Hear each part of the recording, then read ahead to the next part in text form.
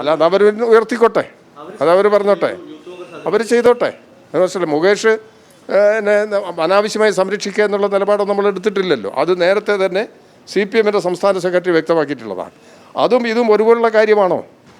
നിങ്ങൾക്ക് അങ്ങനെ തോന്നുന്നുണ്ടോ? മീഡിയസിന് അങ്ങനെ തോന്നുന്നുണ്ടോ ഒരുപോലുള്ള കാര്യമാണ് എന്നുള്ളത്? കോൺഗ്രസിനകത്തുള്ള ആളുകൾക്കെതിരായിട്ടാണ് ഇയാളുടെ മുഖം വന്നിരിക്കുന്നത്. ഇയാളുടെ ഈ തെറ്റായ രീതികൾ കോൺഗ്രസിനകത്തുള്ളവർക്കെതിരായിട്ട് തന്നെ ഉപയോഗിക്കുകയാണ് ചെയ്തത്. അങ്ങനെയുള്ള ഒരാൾ എന്തിനു സംരക്ഷിക്കണം? ഇതാണ് പ്രശ്നം. അപ്പം അത് അല്ല, കാലാവധി പറയേണ്ട കാര്യമൊന്നുമില്ല. സസ്പെൻഷൻ ഇത് സർക്കാർ ഓഫീസുകളിലെ ജീവനക്കാർക്കെതിരെ നടപടിയെടുക്കുന്നത് പോലെ കാണരുത്.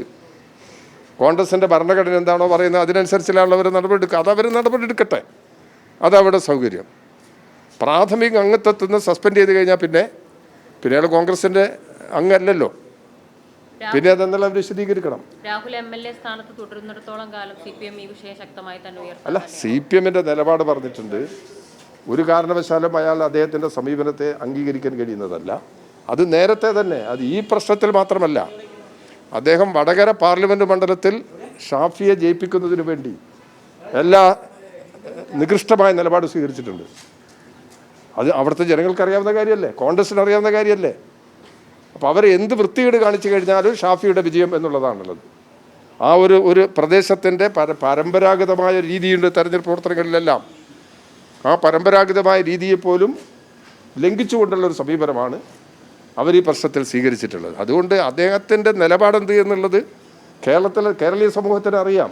ഇദ്ദേഹം സ്വീകരിക്കുന്ന പാട്. ഇനി ഈ പ്രശ്നമുണ്ടായിട്ട് ഒരു മര്യാദയുടെ ഒരു ശബ്ദം നിങ്ങളാരെങ്കിലും കേട്ടിട്ടുണ്ടോ?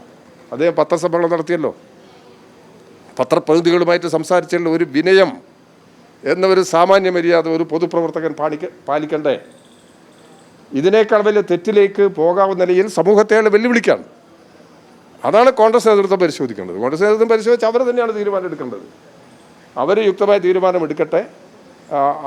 അവരുടെ തീരുമാനം എന്താണെന്ന് നോക്കിക്കൊണ്ട് മാത്രമേ നമുക്ക് ഈ കാര്യത്തിൽ അവരിപ്പോൾ ഇത് അവസാന നടപടിയല്ല എന്നൊക്കെ പറയുന്നുണ്ട്.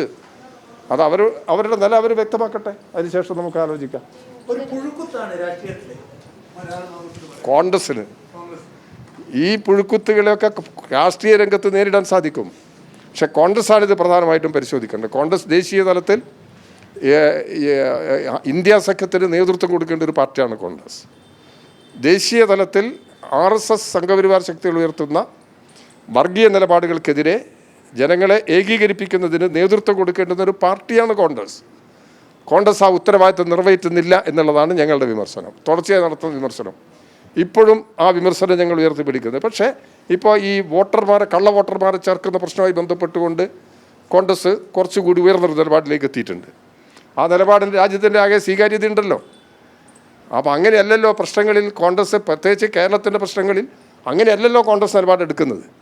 അപ്പോൾ ഈ പ്രശ്നങ്ങളെല്ലാം ഉണ്ട്. അപ്പോൾ കോൺഗ്രസ് ഇന്ത്യ സഖ്യത്തിന് നേതൃത്വം എന്നുള്ള നിലയിൽ കുറച്ചുകൂടി ഉയർന്ന ദേശീയ തലത്തിൽ നേതൃത്വം കൊടുക്കേണ്ടുന്ന ഒരു പാർട്ടി എന്നുള്ള നിലയിൽ കുറച്ചുകൂടി ഉയർന്ന സമീപനം കോൺഗ്രസിൻ്റെ ഒരു പ്രധാനപ്പെട്ട ഘടകമാണ് കേരളത്തിലെ അവരുടെ പാർട്ടി ഘടകം.